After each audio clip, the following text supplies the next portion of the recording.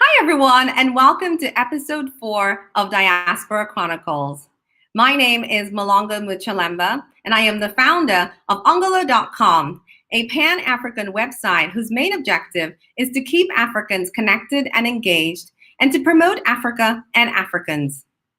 Today, we'll be talking about African parents raising third culture kids. And this is a topic that's close to my heart because I am also a third culture kid, though an adult third culture kid today. Before the age of 18, I had lived in 5 countries outside my home country, Zambia.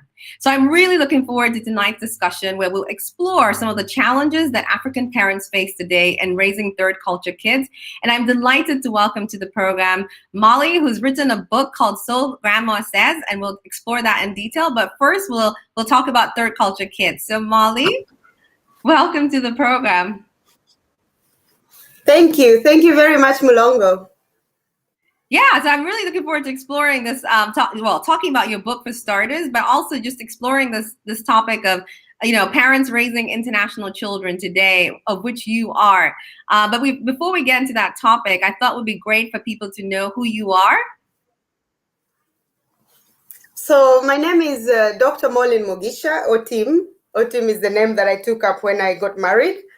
And I am a medical doctor by training. I spent the first years of my life, until I was 30 actually, I trained as a medical doctor in Uganda.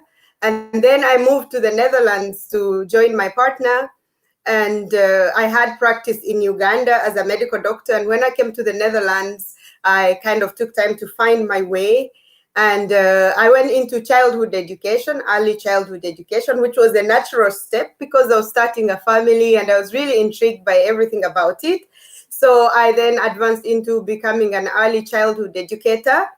And then I am also a mother of 2. So along the way, 2 children, one is 10 and the second one is 7, who have both been born and are growing up in the Netherlands. And along the way, again, I gained interest in writing materials for kids. So I'm also an author. I started writing books for children who are growing up outside their own culture, growing up abroad, with the purpose of connecting them to the African culture. So I am a wife, a mother, a doctor, an early childhood educator, but also an author. Yeah, and you've written 2 books thus far, and this was your first book? Yes, that was my first book, which was really for me to learn my husband's language, and then for them to learn the language because they don't speak the language. So I thought the best way is write a book that introduces them to the basics. So that was my first book. Okay, and then your recent book publication is Sosa Grandma. This is my most recent one, which is only a couple of months after publication. And this is really a collection of sayings and African wisdoms from the African culture, of course, which I grew up in, which I was very familiar with because I was raised in a part by my grandmother. So that's very dear to me. It's a tribute to my grandmother. Oh, amazing. And we'll come back to the book in a bit. But I thought we should start by just getting people acquainted with the concept of third culture kids. So could you just help some of the viewers who might be watching this program and are hearing this terminology for the first time? So third culture kids is really a term that has been developed in the last few decades. And it describes a person who has lived for a significant part of their formative years, so when they're really young, outside the culture of their parents. So it could be that they have lived abroad. It could also be that they are still within their country, but they are living in a different culture, different from their parents' culture. And so they are called third culture kids because this is the way, the kind of culture that they form and the way they see things is neither the same exactly as their parents, but it's also not the same as their host culture. So it's kind of in between. It's like a third culture. And it could be, it doesn't have to be just 2 cultures. It could be 3 more or more. So some of them, if one parent is, for example, French and the other one is African and they are growing up in the Netherlands. So that's already several cultures that are going to influence their formative part of development. And so they will be quite different from an ordinary child growing up in one culture. So that's the third culture kid. Great. And so that's basically summarizes my own experience, because my dad was in foreign service. So we traveled quite a bit growing up. And so naturally, foreign service kids, military kids, missionary kids, were the original third culture kids, and a lot of businesses as well. So like your husband works for Shell.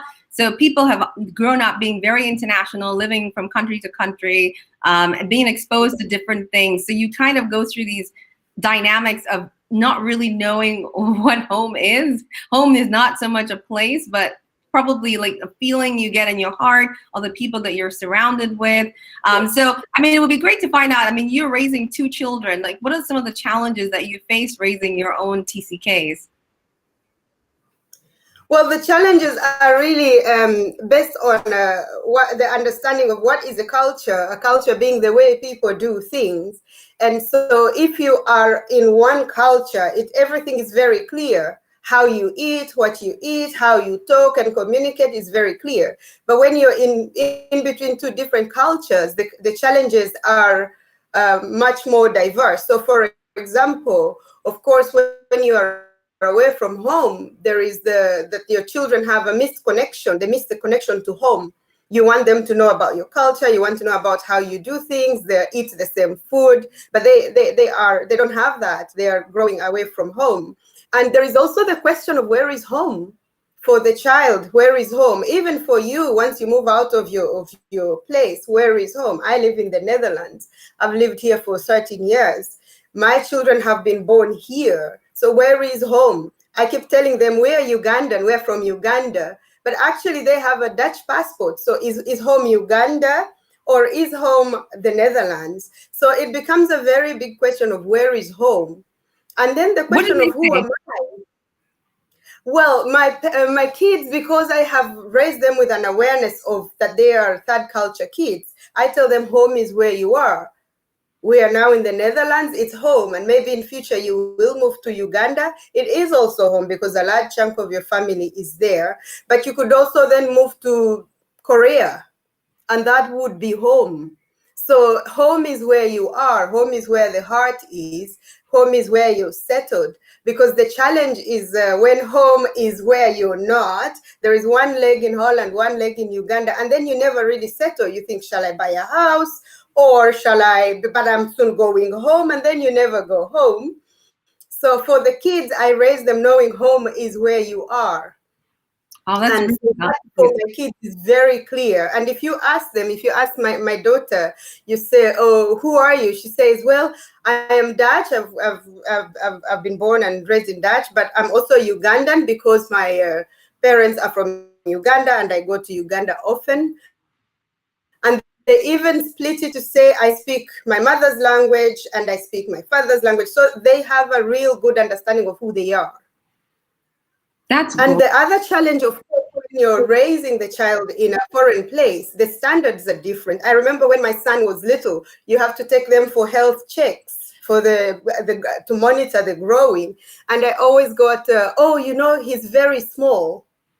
And then, of course, the chart that they are measuring him on is the Dutch chart. The Dutch are very tall, they are very big. And again, because I had that awareness, I was never worried. I didn't think he's underweight. I didn't think he was not growing well, because I said, look at me, I'm 150 centimeters. And I don't expect that my kids will be so tall. So that kind of standard and understanding, for example, the kind of advice you get from the health facilities or from the growth monitoring. At 6 months, my child has to eat bread, but then we don't consider bread as food. So I'm already giving my child the local food. I say, but is he eating bread? I said, no, he's not eating bread. Oh, you need to give him bread. I said, but I don't eat bread. So it's some of those challenges are in really like in daily life. And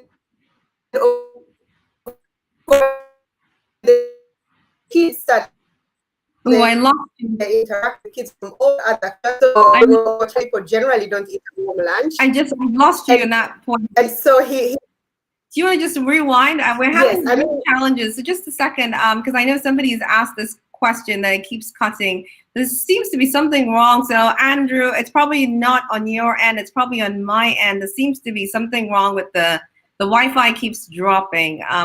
So just bear with us, please, and we'll try to, you're much clearer now. So you were cutting a little bit. Do you want to just repeat that point about, you talked about the child eating bread as a baby. What was that afterwards? Yeah, because the advice I was getting from the growth monitoring place here that we call the Consultancy Bureau was that at 6 months, I should start to introduce him to bread, which is really meaning I need to start introducing him to solid food. But I don't eat bread. We don't consider bread food. So I was telling them, I'm giving him something else. Yeah, but he needs to eat bread. I say, yeah, I understand. So I didn't make a deal of it because I understand it from my side. But when we started, he started school, what do the kids take for lunch? It's all at different levels that you have to really understand that there is no right or wrong, because they will say this is the right thing to do. But in my culture, it's probably we do it something in another way. So those were some of the challenges. Plus, of course, understanding the educational system. The educational system in different countries can be different. So how to educate my child, what expectations to set for my child can be different. So it cuts across many levels. And what I would say is for anyone raising a child, raising a TCK, you really have to have an open mind, because my son will talk back to me when he thinks that I have that I've not treated him fairly, and he will talk back and argue his point. And I would tell him, I could never talk like that to my mom. So it's this is disrespect. And he's like, what do you mean it's disrespect? So am I supposed to just be quiet when you're telling when it's not true? So those levels of differences, because I was raised that you listen and you don't talk back, and but kids talk back because the culture in which they are, they talk back. And if you raise them not to talk back, then they're not really going to compete at the same level with other kids. So it's looking at how did I do it? And then I can't expect that my child will do it the same way because he's in a completely different environment. Oh, that's a really good point. Open-minded. So you also told me the story about your daughter and the struggle she's having with her hair. Do you want to just narrate that story? Because I thought it was a brilliant one. Yeah, I mean, the other thing, of course, when I was growing up, the standard was the same. We all cut our hair short because we were in school. And with my daughter growing up, she has friends of all sorts, and mainly from white backgrounds. So they have long hair, they have straight hair. Plus, of course, Disney is all over the place.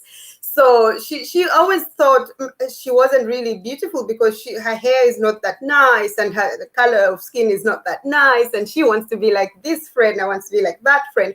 So I thought this is really something that it can result in a future identity crisis. Have to do something about it now.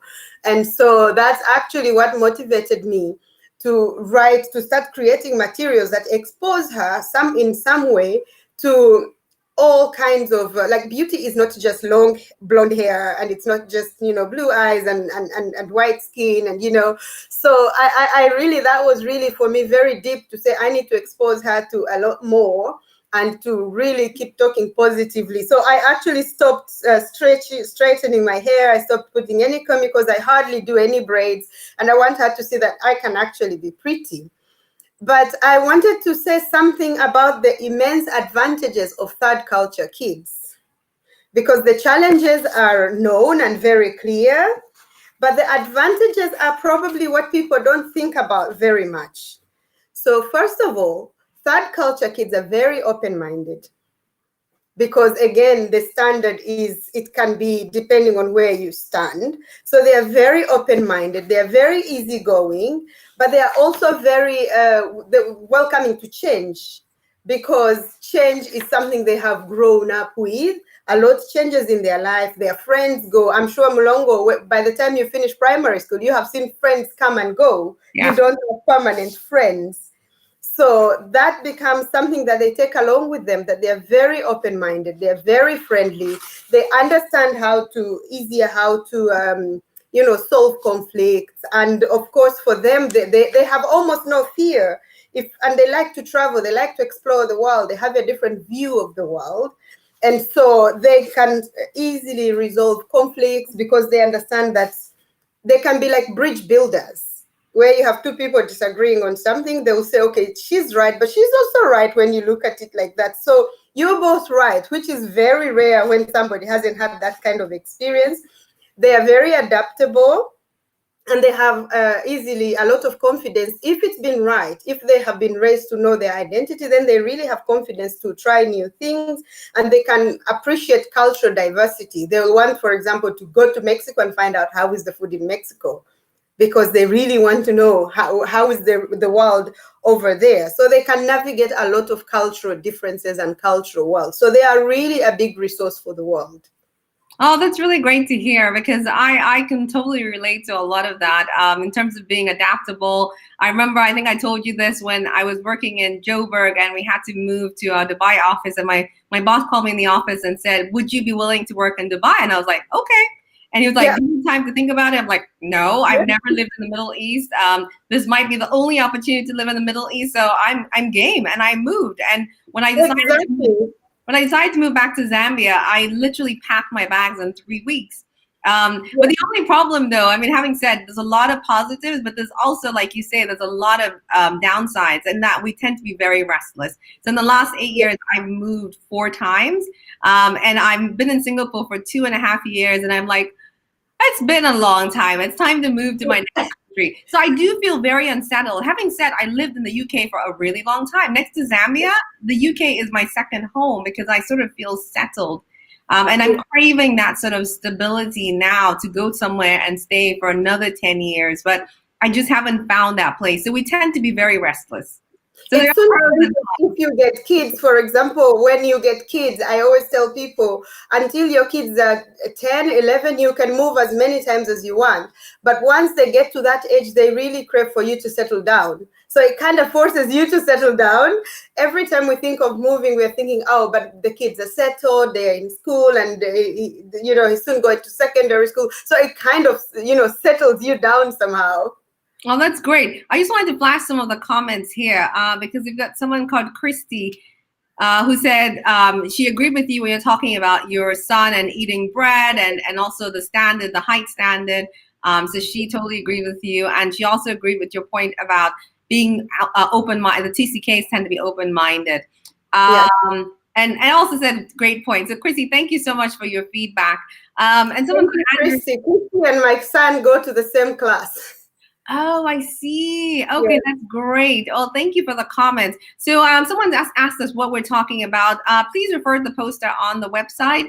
So today's conversation is around African parents raising third culture kids, but we'll also talk about Molly's new book, which actually we can go into now, because it'd be great to understand how we're linking this to, you wrote Sosa Grandma, but you're linking it to cultural identity and making sure that we don't forget who we are. So can we just talk about that a little bit more? Yeah, so these books have been the motivation for me, is to write books that really bring the culture of Africa to the kids who are growing up outside Africa. And culture is about food, it's about language, it's about way of doing things, it's about clothing, it's about a mode of education. So when we were growing up, behavior and manners was just taught in as part of daily life and through stories. And I remember the stories my grandma used to tell us, sitting around the fire after dinner. And we learned a lot. It wasn't written down. There were no books, there were no textbooks, there were no illustrations. It was just more our imagination. And I find, as I was raising my kids, that every time I want to explain something, I know my grandma would have just said one word and I would know exactly what she means. And I find we use a lot of words to try and explain, to try and bring across some values. So I thought it would really be nice if we can begin to develop materials. And so Sosa Grandma was like one of those books that I want my kids to know how my grandma used to talk to me. And not just my grandma, my mom, and everybody who was raising kids. And, sitting by the fireplace, listening to those stories. And I also didn't want it to be something that is removed and out there, something they can't relate to. So I use a lot of examples in daily life, like today, what they can really see. I don't want them to think, oh, that is just for Africa, so it doesn't really apply to us. So the examples are really in a contemporary way, but bringing back the kind of informal education that we had. And I thought it would be such a shame for most of these conversations to die out, because even in Africa, because they are not written down, they are not in any book, they are not in any kind of literature. People don't speak like that anymore, almost. They don't speak in proverbs, they don't speak in wise saying. So I thought I should write them down in a very easy to read way that a child can read and understand. So that was the motivation for my book. And there's so many sayings. I only chose 41 because those that are specific for kids, but there are those for adults. Everything in Africa, you could say it in a saying, in a wise saying. That's true. And I relate to the concept of grandma telling us stories, because we've grown up in a very oral storytelling is a core part of African culture. And I think the danger of modern day parents, and this is not just international African parents, but even African parents in urban areas, that we're not passing on that tradition of telling stories. You know, we're reading bedtime stories to our children that Western kids are reading. So they'll grow up knowing about trolls and, you know, Dora the Explorer and God knows what other cartoons they are, but they won't understand, you know, African concepts, and we won't be able to pass on our tradition. And the danger is that we will lose our identity unless we learn to actually document it and pass on the stories. So I really admire what you're doing. And I thought that it would be great for us to talk about some examples. So we're talking about the elephants first? Yeah, let's talk about that one. I mean, I see that every day. I see that at work. That saying says in my language that which really means that when two elephants fight, it's the grass that suffers. And I also took the opportunity, since I'm in Holland, to have it translated to Dutch. So this saying, it was used very commonly when I was growing up, and until today, it's still very applicable. And it's not really talking about elephants fighting, of course, but you can imagine when two elephants are fighting, it's not like the grass can run away. It's stuck there in a situation, and it will be trampled on and suffer the consequences of the mighty elephants fighting. But it applies in life, like when two people have a disagreement. Normally, there are a lot of innocent people who are not part of the argument, but they are stuck into it that will suffer. And so I want the kids to understand this example very well, because even at work, I mean, when two departments don't agree, it's the people down below that are going to suffer. Or when two countries don't agree and they go into a war, normally the people who are fighting the war are not going to suffer as much as the innocent women and children who might have to leave their home, who might have to be displaced, or you know, in every war there is suffering of the civilians. So it really can be understood at many levels. And for kids, of course, I give them an example of, if they don't agree amongst each other, some people who are not part of their argument might be affected. So they have to think about the fact that your actions don't only affect you, but they affect everyone else who might be innocent in that situation. Oh, I really like that. And exactly what you say. I mean, this proverb could be used to explain to children what's happening in the world with the US-China war, a trade war that's going on today. Yeah. It's not the United States and China that are really suffering. It's all the countries around the world that are now having to pay the same prices or having disruption to the supply chain. And I don't think people understand that. So this is a really clever way of educating children. Can I just ask, so why children and not adults? Because when I read your book, and by the way, her book is available on Kindle. So this is the proverb she was just talking about. Oh, sorry. That's the proverb she was talking about. And so I have it on Kindle, which is great because you don't have to worry about deliveries these days. And when I read this, a lot of this applies to adults. Yeah, the thing is with adults, first of all, I'm an early years educator. Second of all, I want my work to make an impact on the future. And you can make an impact on the future when you impact the children who are going to be the future. And then I think some of these concepts are very easy to learn when you're still young. I believe the formative years is the best time to teach a child values, because when you teach them the values when they're little, they will not depart from those values. They'll use those values as part of their life. I mean, with adults, you'll get into all sorts of arguments that is not most of the time pointless. So I really have a soft spot for children and for women. So most of the stuff I do is for children and for women, because I believe if you change the way a child thinks, you can impact them for the rest of their lives. So I really love to write for children. Okay, that's great. And actually, so at this point, let me ask you the question that Andrew has posed here about, have you managed to teach your children your language, and how easy is it to do that when you're away from home? So my first book, which was introduced, was one of the books that is used to teach the children my language, or my husband's language in that case. So my kids understand the difference between the two languages, my language and my husband's language, which are both Ugandan languages, but very different. So I teach them among other languages that they have to learn. So for example, they have to learn Dutch, and we speak English because we don't have the same language. So I noticed it's very difficult when you're in the diaspora to teach kids your language. You have to really be determined from the start. So because parents are very busy, they're running around, and parents also have a belief that you have to teach the host language and abandon your own language. So I want to change that. And it's because I know it's not easy. That's why I write children's books, because kids love to read. So even when you're not up to it, they will force you. They're like, oh, let's play the game. We have on Monday, every Monday is game night.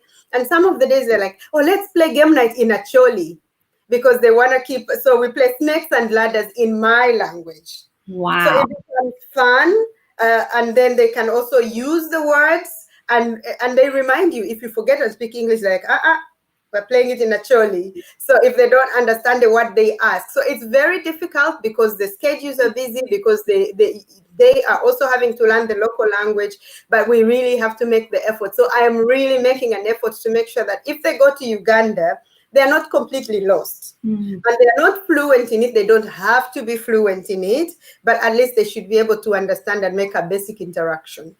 Oh, that's really important, actually, because when we were really little, we knew how to speak. So my mom is Bemba from the northern part of Zambia, and my dad is Tonga from the southern part of Zambia. And we knew how to speak those languages because of our grandmas. But because we left the country when I was 2 and moved to Belgium, and then we lived in the UK, by the time we got back from the UK, we couldn't speak local languages. I mean, my Bemba is really sketchy right now, and I can barely speak any Tonga. And so it's true that you have to keep that sense of connection back home. But how do you make sure that they're practicing it? Other than, is it just with yourselves on game night, or do they get a chance to speak to family back home? How do you keep that dialogue going?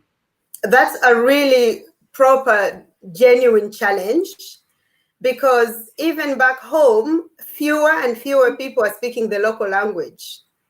So all my sisters, for example, are growing up in the city. They're raising kids in the city. Their own kids don't speak it. So that is really difficult, because what I do, there are a lot of, on YouTube, there are a lot of like comedy shows and stuff that is in the local language. I try to make sure they see that a lot. And indeed, that is a challenge, because even grandparents, they have the feeling that the kids should speak English, so they speak to them in English. So we really have to stimulate that, because that is very complicated, how to make sure that they keep connected to the language. So that is where we need to develop more materials that are child-friendly, where kids can actually tune in and watch. So like you have CBBS that teaches English. We should have more programs and more books that teach the local language. Oh, I agree. Because even people who are back in Africa are not speaking the local language. And thanks for mentioning that, because we talked about third culture kids in the context as if it was international, but this is an Africa problem in Africa with urbanization. So I think people watching the show need to appreciate that in the context that you've shed light on. So just a couple of questions. So Taz is a friend of mine here in Singapore. Hey, Taz. She's agreeing with you that you instill culture and identity at a young age, and her kids are TCKs and they're cross-culture kids from Africa and Australia. So that's an interesting dynamic. But she does ask, I mean, I think Taz missed the intro. She asked, how old are your children? Well, my son is 10 and my daughter is 7. Okay, follow-up question to that is, did you start from the get-go? Or when did you start actually teaching them in your local language? So I started later. And that also is a cultural thing, because in Africa, the children are normally supposed to speak the language of the father. Oh. And my language and my husband's language are different. So I had a really good plan, because if we go to Africa and my kids are speaking my language, the question is, whose kids are these? Oh gosh, okay. I didn't know that. I speak more of my mom's language than my dad's. Because you were more often with your mom, and your mom was smart. But anyway, so I wasn't that smart. I thought it's better they first learn properly the father's language, and then I teach them a bit of mine. And then I realized, of course, my husband is a very busy man, and he hardly speaks it. Once in a while, he speaks a random sentence. So I thought, they're never going to learn it, because I also wanted to learn his language, you see, to be part of the family. So I thought, this is not happening. And that's why the book I wrote of learning actually is in his language, because it's not my language, but I'm thinking I want to learn it and I want them to learn it. So I'm going to then create, and if he can't speak it with them, he has to read them the book. So I started late, and that's a regret of mine, but it's not too late, because kids are very adaptable. TCKs learn languages very quickly. So if I had started earlier, and that's for those whose kids are still young, start from the word go. So if you start from the word go, because the worry is that the kids are going to school. So if you teach them your language, they won't learn the school language if it's English or Dutch or whatever. But that's not entirely true. In my experience in working in an international setting with early childhood, kids can speak up to 4 languages. Wow. In one day. They can comfortably, as long as you keep speaking it to them. I have a big number of our clients where I work. They speak, for example, dad could be Swedish and mom is German, and they're coming to school where they're learning in English, and they play in the community where kids speak Dutch. So mom will speak Swedish to them, dad will speak German to them, and only German, and they will be having English in school, and they will also learn Dutch, 4 languages before the age of 4, and they'll speak it quite well, and there is no confusion. The only thing we have to be aware of is that if they are going to be measured in the early years against children who are speaking one language, they might speak later, couple of months later. So if the same child compared with the one in one language is speaking, can make 20 words, has a vocabulary of 20 words, yours might have a vocabulary of 5 words. But that's not a problem, because they're measuring the English. But yours has also a vocabulary of 5 words in German and 5 words in Swedish and 5 words in Dutch. So they have a bigger vocabulary, and they're still sorting out how the languages, the rules between them making the sentences. So they might speak later, but by the age of 4, there is no difference, only that they have 4 languages and this child has 1. Wow. So start from the word go, if you can. Okay, so it's not too late, Taz.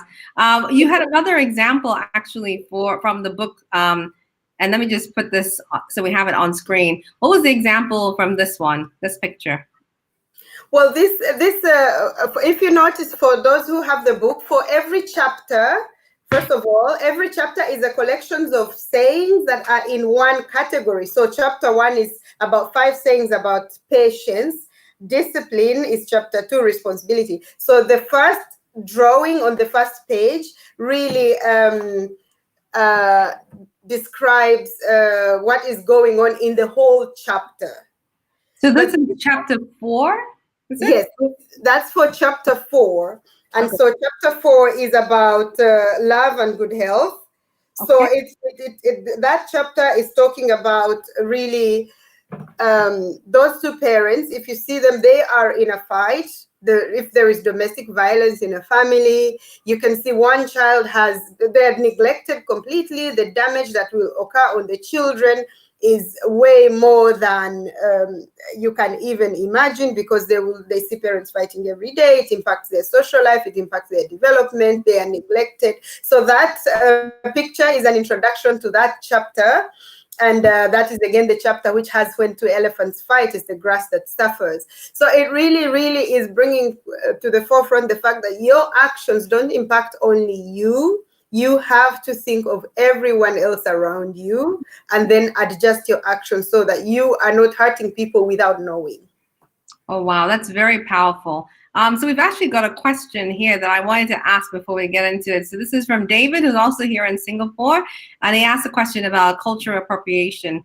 And it's a good question to have. We recently had a conversation about this when Disney decided to patent Hakuna Matata, and Kenyans were up in arms that there's no way you can actually patent Swahili language. So I don't know what your thoughts are on any instances you've seen of this. And David, if that's not the context that you're asking, please clarify and I'll flash your clarification. Yes, so if I understand what David is asking, I mean, culture is something that is, it's diverse, but it's also shared. I realized in writing this book and from the reviews that I begin to get to people who are reading the book is that actually we're much more similar than we are different. So I was talking with a Russian friend who also bought the book, and just reading through, she's like, we have this saying in Russia, we have this saying and then I'm thinking, we're actually just the same. So the asking of, this is my culture and this is my way of doing things. When you look closer, we are not so different. But we do want to put ourselves in little circles, little pockets, so that we can get that sense of belonging. And so in the end, I mean, when people talk about Ubuntu in South Africa, it is a concept. And I'm sure that concept could be found in almost every culture, just basic humanity. And what Disney does, or what anybody who wants to commercialize that, is to put it in a context and then package it nicely and sell it out to the world. But it's not something you can sell. It is really something that is part of how people live, how people do things. Basic consideration for someone else is a basic human characteristic. You could find it in Sweden, you could find it in China, you could find it anywhere. So I'm one person who is very diverse, and I think I'm more curious to find what makes us similar, what do we have the same, than what makes us different, because very little makes us different besides the way people dress. It's like the question of the jollof rice of Ghana versus jollof rice of Nigeria. They are really, and they will really stand by it and say, this is better because this is ABC, but it's really much the same. Or if it's different, you enjoy one when you're in Ghana, you enjoy the other one when you're in Nigeria. And then you have both, you don't have to choose.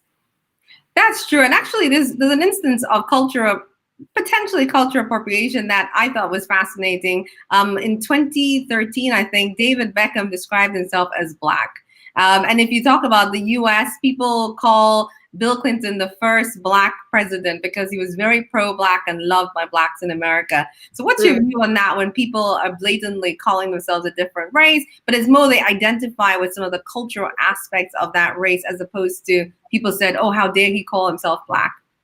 And then what is wrong with being Black? So it's all, again, it's commercialization, because maybe, I mean, there are so many things where I think I'm Dutch. So many things. The fact that I like to keep time, though I'm not good at it.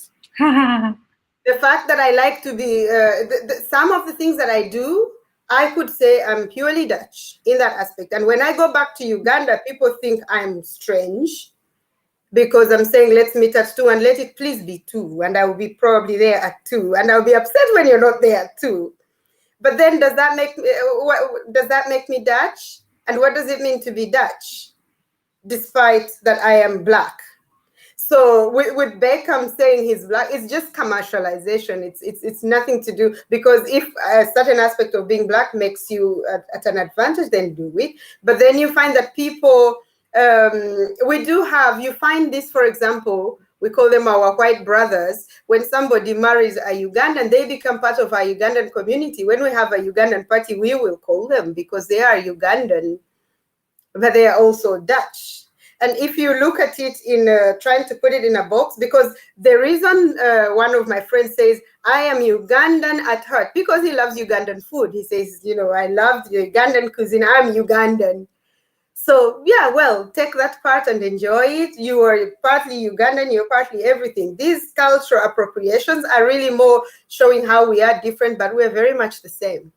I agree with you. But you did have a story that you shared with me of someone a kid who was on a tram saying that they're Dutch, and it triggered a debate. So do you want to just share that? Because that was an interesting point. Oh yeah, this is a scenario that you hear a lot because, like I said, my kids have lived here all their life. They speak Dutch. If my son speaks Dutch, you would think he's Dutch. Like he speaks. If you don't see him, you think, oh, that's really very indigenous Dutch. And if he speaks English, so he has a Dutch passport, and the Ugandan law doesn't allow him to get a Ugandan passport. So he is Dutch in every way. He couldn't go anywhere else and claim to be something different. But there was this scenario with a boy who must be in that situation, a similar boy who was around 13 or something. And they were on a tram and they must have been going to school. And it was a group of boys, and a few were black and some were Dutch, indigenous Dutch, white, if I may use black and white. I really don't have any much political appropriation, because black, white, brown, it really doesn't matter. But he was African descent for sure. And he said, in his statement, when he said he's Dutch, as he was talking, and say, with the Dutch, we do it like this. And then another boy looked at him and said, you're not Dutch. And he said, of course I'm Dutch. I have a Dutch passport. He's like, what do you think I am? He's like, yeah, but you come from Africa. And so they got into that kind of argument. So he saw himself as Dutch, but this Dutch boy saw him as not Dutch because he's from Africa. And I can imagine how his day ended. When he goes home, he's going to have very many questions for his parents. Who am I? Am I Dutch? Am I not? And that's what happens. I'm sure if my son was in a similar situation, he would have explained to him exactly who he is. I am Dutch. I've lived here all my life. I have a Dutch passport. Yeah, and my parents are from Africa. So I'm also African. And he wouldn't, but this boy was really embarrassed, but he was also disappointed that he's not accepted by the people he thinks he's a part of. So it's an identity crisis for these children if they really don't understand who they are. They are not only Dutch, they are not only African, they are a blend of all the above. Oh, that's a good one. That's a really good one. So actually, I've skipped one question that we discussed before, and this is about African parenting style. So when we had talked previously, we talked about some of the pros and the cons, and I think you cover a lot of that in your book, where you talk about, African parents impart on you, a way to be a good good citizen of the world, to be a good person. So we talked about the pros and the cons, and do you want to just elaborate for the people that are watching? Because this is a topic that I'm hugely fascinated by, especially when you hear about tiger moms in Asia, or Indian parenting style, where parents say you will do engineering, medicine, or accounting, and then you can do whatever you want. So there's sort of different standards and ways in which different parents raise their kids. So do you want to just elaborate on this? Yeah, so being African and raising a child like in Europe or America can really bring that challenge of the way you see success. What would you see your son to be? Because every parent wants their child to be more successful than they were and take advantage of all the challenges. But when I was growing up in Africa, you could be a doctor, an engineer, a lawyer, and if everything failed, you can also be a nurse, and if it still fails, you can be a teacher. So there's that kind of pyramid of what can you be that defines success, because it then gives you the status. And so when we are raising our children here, and with that limited knowledge of what they can be, we forget the fact that they are, first of all, in a completely different age where you can be so many things. You can also be successful as those many things. So if you were growing up in Africa and you want to do music, they're like, what are you going to do with music? Or you want to do arts and drama, because they don't see that as success. And yet there's so many people who are happy and successful doing those kinds of things. So if I look at the Netherlands, for example, the status that you have is not really much dependent on what kind of job you are doing, because every job is equally respected. You can be equally successful and happy, but we do have our parents who will want you to be in a certain, to take a certain profession because that's what they want you to be. So it kind of limits you, and you have always this tag, and they don't expose them to all other possibilities. You have children doing piano lessons, dancing lessons, sport. There's almost everything they can do. So it can be quite a challenge for the parents who also don't have an understanding of the education system. And I tell some of my kids, some of the jobs you'll do are not even made yet. So just develop your best potential, and you don't know what will come. So you can be anything you want. You can really be anything you want. But then there is also the feeling of, or because there's some jobs for Black people and there's some jobs for the lower socioeconomic. So most people think, okay, in the care industry, it's full of the foreigners. So, sometimes also the institutional educational system guide your child towards that way. It's a very big discussion in the Netherlands, because the Netherlands is kind of like socialist. So the teacher will already advise you that your child is very good in this, maybe they can do care. And there's a lot of the vocational studies, and it's all good, it's equally successful. But as an African parent, you always hear that I want my child to do this, but I'm being told my child can't go to the university because they need to go to the vocational school. And because they come to it so late, because it's already set up by the time the child is a teenager, that system is already set up. You really can't fight it. So it calls for an understanding of the local educational system. It calls for an understanding of what is there to do. There is a lot to do. Open your mind. If you're raising kids abroad, there can be lots of things. And there is nothing that this is for these people and this is for that people. They can be whatever they want. And once you have that feeling they can be whatever they want, no one is going to stop you and no one is going to stop them. So go for it. We can really stimulate our children to do almost anything. What about African parents in Africa? Because we're still we have a very tunnel and narrow view of what success is. And like you say, 20 years ago, if you told me that you could make a living out of being a basketball player, football player, an actor, or what, I'd have laughed at you. Because when you look in Africa, people don't really make money from sports, and yet in the US, are the highest paid professionals in the world. So there's like a different concept as to what you can do in your day-to-day career. So what advice do you have for African parents in Africa? I think most of the educational system is equally narrowed down. And the one thing that I would like African parents to know is that, yes, follow the education system, but expose your child to a lot else outside the educational system. Because in Africa, you have to make the grades, otherwise all is doomed.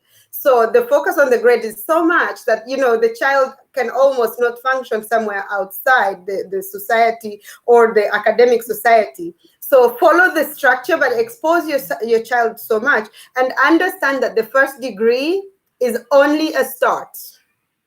Because if you do the first degree, it gets you to a certain level, because in Africa, you have to go to university more or less, but it's only a start. Because after the first degree, you could decide to do something else. If I studied accounting, I don't have to look for jobs only in accounting. So that's why you find people think, oh, you did a university degree and now you're going to do farming? What's wrong with you? As if farming does not need an education. So the first degree is only a start, and most people had a big challenge with me after doing 5 years in medical school, practicing medicine, and now I'm teaching kids.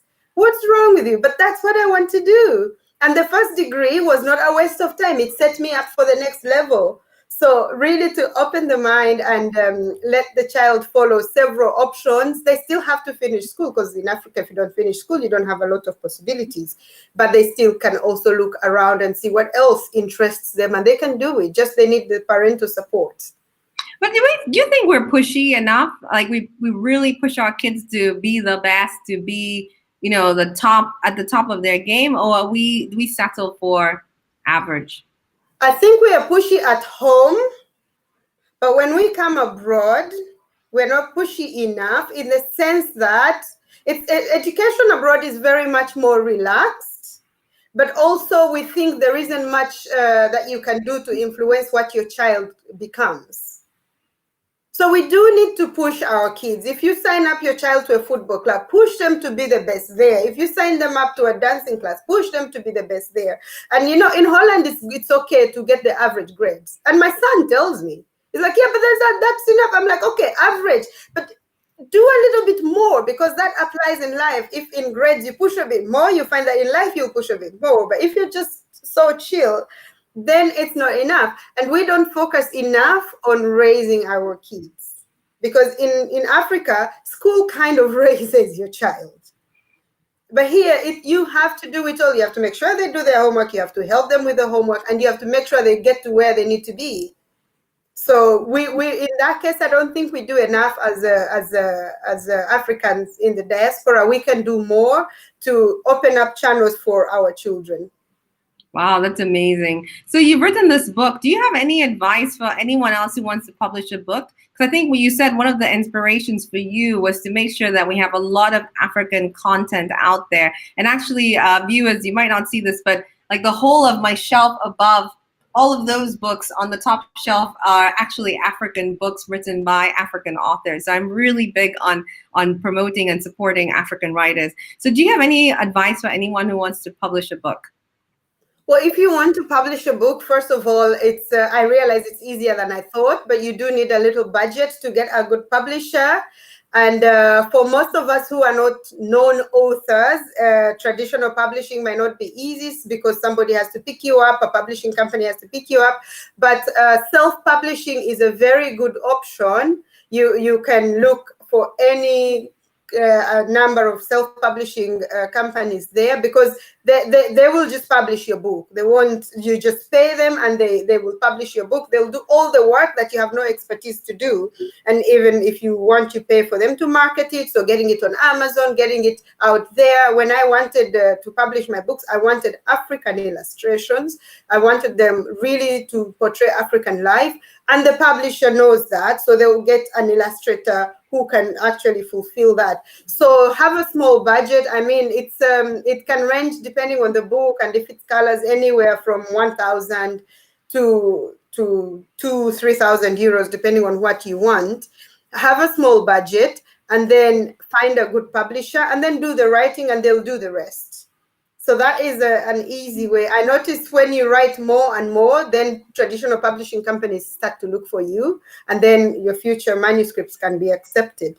So it's really about finding a publisher. Most of them are self-publishing companies. There's so many out there. I had no idea until I started looking.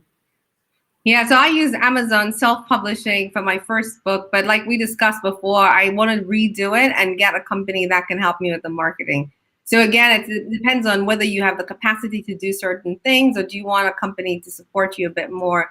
So our conversation is very helpful, and maybe I'll try and document some of that on the blog as to how people can go about writing books. Yeah, what I found is that anything you can't do yourself, there's a company there that you can pay to do it. Just like there's an app for everything. Yes, exactly. So what future projects do you have? So I want to write more books. I want to write, so my books, on all of them have mother tongue series. So I want to write more books in the series about everything African, clothing, dressing. So my next book is going to be about, it's a kids book. They're all kids books. So my next book is going to be about how does one go through the process. For example, it's a boy meets girl. So it's supposed to be along the Cinderella kind of books. This princess meets this prince, and they get married and live happily ever after. I put some drama for dramatic effect, but it details the marriage traditional customs, like the dances they dance and the clothing they dress at weddings, and the different ceremonies that have to be done. So something like that for a child to understand, but also very well illustrated, that they can really, after reading it, it looks like you've been to an African wedding. A Ugandan wedding, because it will be largely Ugandan. And I'm hoping that some of my books eventually will become maybe a series or movies, or something that kids can watch. Oh, that's great. I really want to get into African movies and content. So we should probably talk some more after this. Yes. Actually, just remind the people, where can they buy your books? My book is available on Amazon, at all online bookstores globally. So Amazon, and I've come across so many others. If you just go online, and in your local area, you will find it online, and some you get the Kindle or the paperback version. And then I'm working on looking at how to make it available in Africa. So if anybody knows any bookstores that are interested in, for example, stocking the physical copies, because it's a print on demand. So you order the book and they print it when you order. So I don't print so many books. So most of the online bookstores will have it. Okay, that's great. And we've got some feedback from people watching. So Kenneth says, great interview. Thank you for making it possible. Thank you, Kenneth, for tuning in. My big fans, my mom is on. So hi, Mom. I always have to say hello to my parents. And Selma has feedback here after this conversation. So she says, we need to teach our kids to dream big and to take risks. And I agree with that. We need to take an active role and be present at school, be part of the parent group, volunteer and show up at school. Your kids will see you taking an active part in their education, and hopefully push them. This says hopefully push them to do their best is the Absolutely. end of that. Yeah, I agree with you, Taz. I mean, there's more that we can do. I'm not a parent, so I'm like super aunt. I try to do my bit when it comes to education. I'm super big on education, so I always try to push my nephew and niece to make sure they take it seriously, but also to buy them books. So as you can see, I'm a book lover. Get them to read and open their mind. So if they can't travel, then let them travel through words, is what I've always believed in. Yes. So yeah, reading, I think that's a very important. Buy your kids so many books. Yeah, I agree. And get them reading very early. So I always worry when kids are not reading. And there was a show I watched, which actually was an American show, not an African one. Oh no, it was a British show or British TV. And they asked children, what was the last book you read? And this kid said, IKEA catalog. And it just really broke my heart. I think it was in the UK on the news, because the concern was children are not reading. So please make sure your children are actually reading books and not catalogs and thinking that is a book. Otherwise, we'll be raising children whose minds are not open, but they're also not able to grasp basic things about life that you learn through reading. So we're coming up to the hour. Do you have any final words before we close the show? Well, really to thank people who have shared their views in this interview, but also to encourage people to really take an active role in their children, but also to take an active role in promoting the African culture wherever they are. And we don't have to go in the defense for African culture whenever somebody has a negative view of Africa, because that's very common. But we do have to do a lot of good, put it out there, so that when people hear Africa, it's not just death and starving kids and hunger. We want to show Africa that is happy, a place where people want to go and where people are able to see that there is more to life in Africa, not just the negative. So keep promoting the positive about Africa. No, definitely. It's from having conversations with people like you and from the comments from people that we learn a lot about each other. I think one of the things that motivated me to start the blog was that we don't know enough about our own neighbors. I know more about the US, about the UK than I do. I've been to Uganda, so I know a little bit about Uganda, but say Sudan, Ethiopia, West Africa is really, I don't know enough about that. So the more we talk and the more we share amongst ourselves, I think the more we bridge that gap that we have and start to appreciate, as you say, our similarities, because there are more similarities than not. Yes, absolutely. Yeah, so thank you so much. And I hope to see you next time I'm in Netherlands. So I know Molly's husband really well. We're at school together, but we haven't seen each other in more than 10 years. So hopefully I'll get to see you soon. Yes, please. Come by when you're in Amsterdam. I will do. And thank you so much for making the time tonight. And thank you so much for everybody who has tuned in today. Always appreciate the support and hope you find it useful. I do need to apologize for the tech because we did have some challenges and the Wi-Fi was patchy, but I will upload the video onto YouTube and post the link. So please tune in. But thank you so much and see you next time. Thanks, Molly. Thank you. All right. Bye. Bye.